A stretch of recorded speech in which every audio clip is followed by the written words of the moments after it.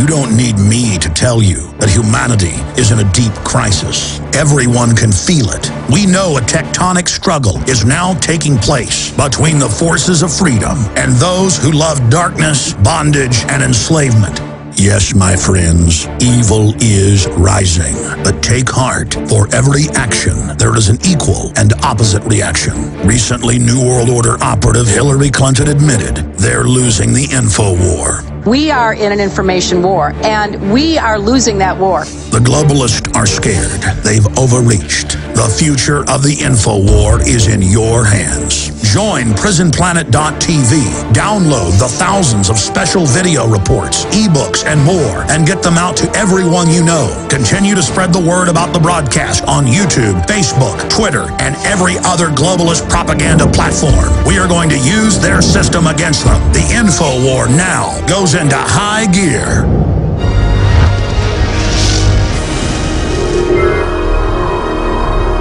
Welcome back to InfoWars Nightly News. I'm Alex Jones. Well, when the story of Fast and Furious began to come out in the last few months, it was really no surprise to us. We've known that the ATF has been involved in smuggling guns into Latin American countries for decades, even going back to Iran-Contra. But the fact that they were involved with the Sinaloa drug cartel shipping in cocaine, according to federal documents that we're going to cover here in a few minutes, even blew me away. That this agency is so incredibly criminal. We know they love to barbecue men, women, and children at Waco, but the fact that they would try to destabilize all of Mexico just as a pretext to blame the Second Amendment is incredible. And now the head of the ATF has resigned. Their whole house of cards is coming down. It's now been confirmed that the White House was in control of this operation with as many as 7 different federal agencies. This is a false flag operation run against the Second Amendment. And the cover-up all began, just like with Nixon and Watergate, with a Border Patrol agent that was killed by guns shipped into Mexico by the ATF. With more on this incredible scandal that threatens to bring down the Obama crime operation is Larry Pratt, the executive director of Gun Owners of America, the only no-compromise pro-Second Amendment organization here in the United States. Larry Pratt, thank you so much for joining us. It's a real pleasure to be with you, and I agree with your assessment. It made the scandal, the crime spree that the government has been on, it could possibly bring the president down before the next election. But my guess is that there's just so much investigating that's being done that Congressman Issa, who's the point of the spear on this, is not going to have things in a position for that. But I do believe it will affect the election, and it will almost certainly guarantee that the president be a one-term president. He has refused to fire the people responsible for running guns into Mexico, some 2,000 guns being used in crimes that have taken the lives of about 200 people. Only 600 of the guns have been recovered, so there's a lot more crime coming down the road. And this, I think once the Republican nominee gets a hold of this, if they don't do it beforehand, it's going to be lethal. Because Obama and Holder, the Attorney General, both refused to fire some of the people that have been involved in this. One man, the head of the ATF, they just moved him over to a nice cushy job in the Department of Justice to get him out of the limelight, they were hoping. What it did, though, was actually, I think, make this case go beyond the breaking point. I think now even the Democrat media is going to be dealing with it reluctantly, as little as possible, but nevertheless. NBC finally 2 days ago had an account of how the government was running the guns into Mexico. ABC still MIA, but CBS has been doing a very decent job, although they've kind of put the kibosh on the TV time of their investigative reporter, but she's still on their website. And Fox has been doing this almost daily. William LaJeunesse has been in Arizona this week, going down to Mexico with his camera. It's hardly a vacation, and they're going to keep the reporting coming, I'm very sure. So we now have email that explain they weren't doing this for any law enforcement purpose. Not that you could say running guns, losing the chain of custody of evidence, and say that that's an investigation. Oh, sure. And besides, our guys can't go into Mexico. They can't go in armed, even if they have papers to go. They're going to go the way you and I would have to go, which is unarmed. Not a good way to do an investigation of a drug cartel, I would think. And then the email showed what they really were up to. They really were up to changing the dial on the gun control debate.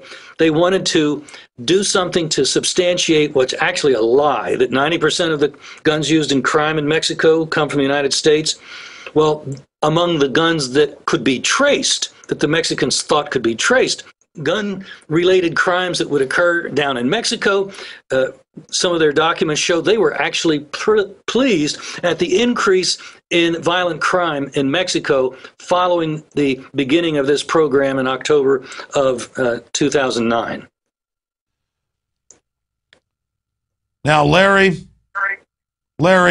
looking at this, clearly we now have multiple people at the White House that's now come out who were aware of what was going on. We have guns being shipped out of Tampa down into Honduras.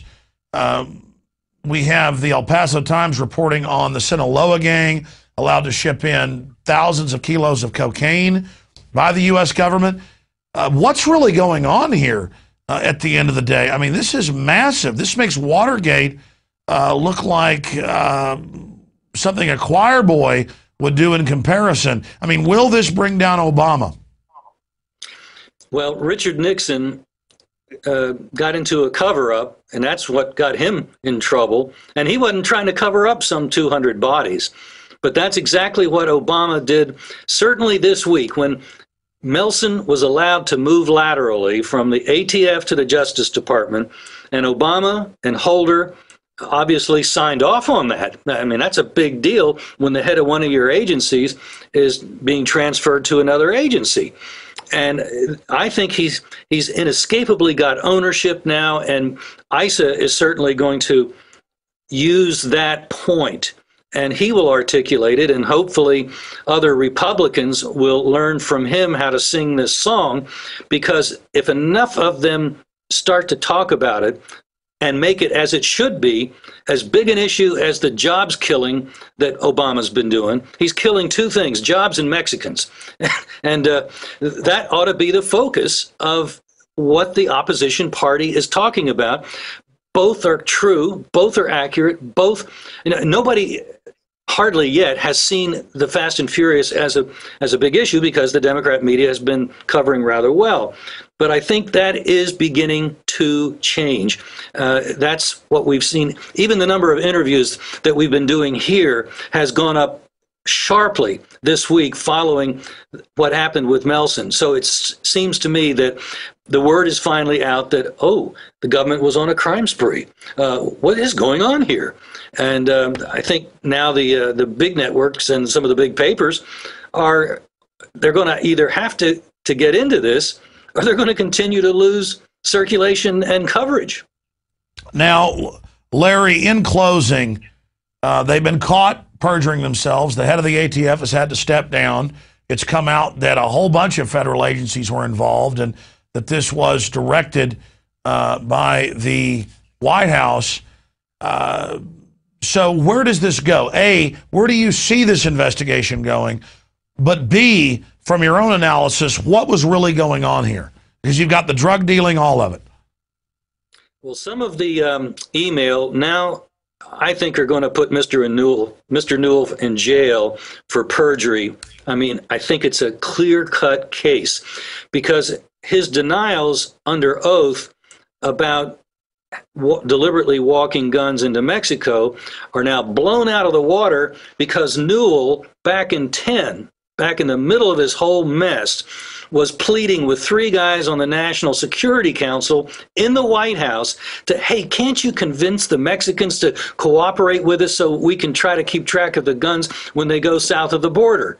So there's the admission that he had lied under oath. They were letting the guns go south of the border. And the What now? I'm sorry. What was the other question? Well, no, I mean, I understand that it's a way to blame the Second Amendment domestically, but why ship the guns into Mexico? What's the motive there to destabilize it? Blame the problems on Mexico again on the Second Amendment? I mean, I guess that's my own, I mean, I've answered my own question. Any final views on that? Then I've got one more question for you, Larry Pratt. They wanted to hammer gun owners and gun ownership. They, in fact, one of the email was talking about, did any of our guns turn up in Fast and Furious? We want to have a demand letter go out to the southwestern state gun stores. And sure enough, they did it even after they got caught. Well, we need more gun control of the civilians in this country. And so that was what they were up to, clear as day. This whole episode, part of the phony number of how many guns we sent down to Mexico from gun stores and gun owners. It's all concocted. We're talking about 15% at most. And so they would have had to send a lot more guns down to really change the numbers. And perhaps if nobody had blown the whistle, that's exactly what they would have done. The only good thing about a U.S. law enforcement agent getting killed and the guns traced back to Fast and Furious is that that's when the whistleblower said, that's it. We told them that would happen, and now we're going public. Well, there's no doubt that if the Republican Party has the will, they can bring Obama down like Nixon. The only question is, do they want to go along with business as usual and allow the president to engage in these type of activities?